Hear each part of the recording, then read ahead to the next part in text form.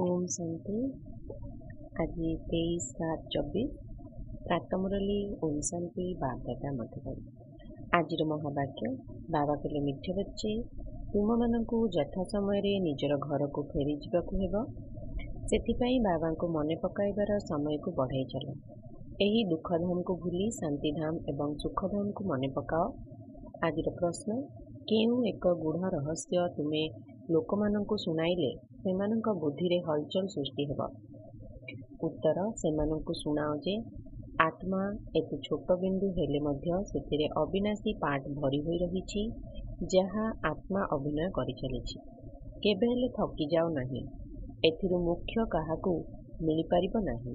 मनुष्य माने तो अत्यधिक दुख को देखि कहउचंती एथिरु मुख्य मिली गले भलो होंदा, किंतु अविनाशी आत्मा पार्ट न करी रहि परिबो नाही।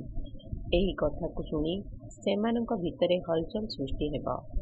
धारणा पाई मुख्य सार जेपरि शिक्षक विदेही तांकर कौनसी देह अभिमान नहीं सेही भली विदेही हेबाकू पड़िब।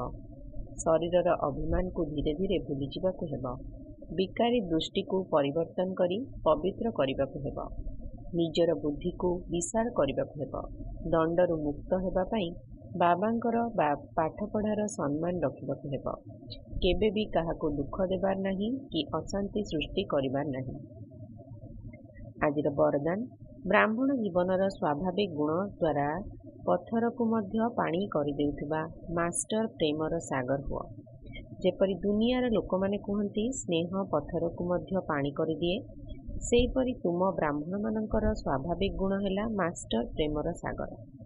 तुम मानक पाखरे आत्मिक स्नेह एवं परमात्मा स्नेहर एइभली शक्ति रहिछि जहा आधार तुमे माने भिन्न भिन्न प्रकारर नेचर को अर्थात स्वभाव संस्कार को परिवर्तन कर दे पारिबो।